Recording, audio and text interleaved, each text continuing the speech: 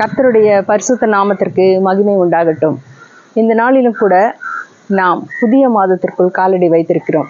ஜூலை மாதத்தின் 1ஆம் தேதியிலே நாம் நுழைந்திருக்கிறோம். இந்த மாதம் முழுதும் கர்த்தர் நம்மளை கண்ணின் கருமணி போல காக்க வேண்டும். அதற்கு வாக்குத்தத்த வசனமாக கர்த்தர் இந்த நாளிலே நமக்கு கொடுக்கின்ற வசனம் 2 நாளாகமம் 15ஆம் அதிகாரம் 2ஆம் வசனத்தின் இடைப்பகுதி. சகல மனுஷரை கேளுங்கள், நீங்கள் கர்த்தரோடு இருந்தால் அவர் உங்களோடு இருப்பார். இதனுடைய பொருள் என்ன? நாம் கர்த்தரோடு இணைந்த ஒரு வாழ்க்கை வாழ வேண்டும். சகல மனுஷரையும் பார்த்து ஆண்டவர் சொல்லுகின்றதான வார்த்தை இதுதான். இந்த நாளிலே நமக்கு கொடுக்கின்ற வாக்குத்தத்தம். நாம் என்ன செய்ய வேண்டும்? நாம் ஆண்டவரோடு இணைந்து வாழ்கின்ற ஒரு வாழ்க்கையை அமைத்து கொள்ள வேண்டும். கர்த்தரோடு இணைய வேண்டும், கர்த்தரோடு வாழ வேண்டும்.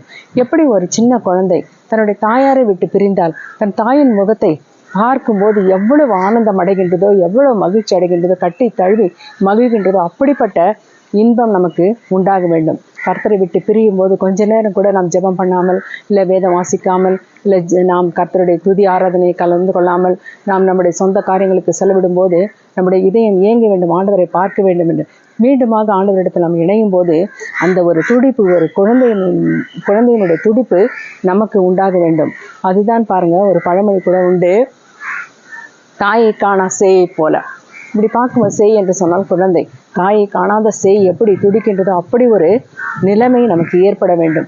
அதுதான் கர்த்தரோடு இணைகின்ற ஒரு நல்ல அனுபவம்.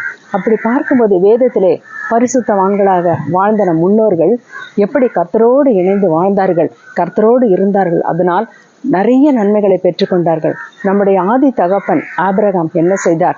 அவர் கர்த்தரோடு இணைந்த ஒரு வாழ்க்கை வாழ்ந்தார், கர்த்தரோடு இருந்தார். அதனால்தான் அவர் செல்வ சீமானாக வாழ்ந்தது மட்டுமில்லாமல் கடலத்தனையாய் அவருடைய சந்ததியை கர்த்தர் உயர்த்தினார். இந்த தாவீது கூட கர்த்தரோடு இணைந்த ஒரு வாழ்க்கை வாழ்ந்தார். அப்படி கர்த்தரோடு வாழ்ந்த ஒரு காரணத்தினால தான் அவர் என்ன செய்தார்? ஆண்டவர் அவரை பிற்காலத்தில் அவரை அரியணையில் ஏற்றி அமர செய்தார். பாருங்க எந்த அளவுக்கு கர்த்தர் உயர்த்தி இருக்கிறார். இன்னும் கூட நம்ம சொல்லலாம். ஏன் யோசேப்பை எடுத்துக்கொள்ளுங்கள். அவர் ஒரு அடிமை வாழ்க்கை தான் வாழ்ந்து கொண்டிருந்தார். அடிமையாக இருந்த போது சிறுமையும் நிந்தியும் அவமானமும் அடைந்த போது கூட கர்த்தரோடு இணைந்த ஒரு வாழ்க்கை வாழ்ந்தார். கர்த்தரை மறந்து விடவில்லை. அப்படி அவர் தன்னுடைய வாழ்க்கையை கர்த்தரோடு இணைத்து கொண்டதன் காரணமாக தான் அவர் என்ன செய்தார்? கர்த்தர் அவரை தேசத்துக்கே அதிபதியாக பிற்காலத்தில் மாற்றி அமைத்தார். ஏன் யோபுவின் வாழ்க்கை கூட நம்ம எடுத்துக்கொள்ளலாம். எத்தனை நிந்தைகள், எத்தனை அவமானங்கள், எத்தனை கஷ்டங்கள், பாடுகள், உபத்திரங்கள், வியாதிகள், அதற்கு மத்தியில் கூட அவர் என்ன செய்தார்?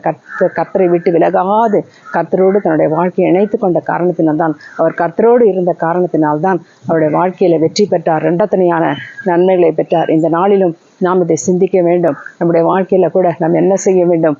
கர்த்தரோடு இணைந்த ஒரு வாழ்க்கை வாழ வேண்டும். இந்த மாதத்தின் 1ஆம் தேதியிலிருந்து இந்த 1ஆம் தேதியிலிருந்து இந்த மாதம் முழுதும் கர்த்தருடைய கரம் பிடித்து அவருடைய பாடல்களை பாடுவதிலும், அவருடைய வசனத்தை வாசிப்பதிலும், ஜெபிப்பதிலும் நம்முடைய நேரத்தை அதிகப்படுத்தி எப்பொழுதும் கர்த்தரோடு இணைந்து வாழ்கின்ற ஒரு வாழ்க்கையை நாம் வாழ்வோமானால் கர்த்தர் இந்த மாதத்தில் கட்டாயங்களை உயர்த்துவார். இந்த துக்கம் ஒழிந்து போகும், இந்த சஞ்சலங்கள், தவிப்பு எல்லாமே மாறி போகும்.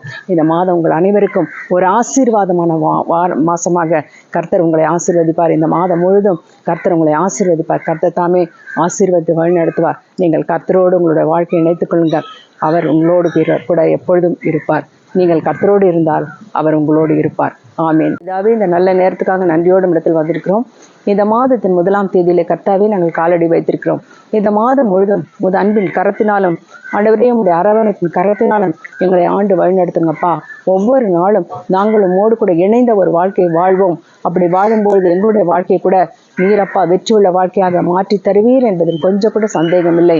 அப்படியாக கர்த்தாவே இந்த மாதத்தில் காலடி வைத்திருக்கிறோம். நீரே எங்களை ஆட்கொண்டும் எங்களை வழி நடத்தும். இயேசு இன்ப நாமத்தில் ஜெபம் கேளும் எங்கள் ஜீவனுடன் நல்ல பிதாவே.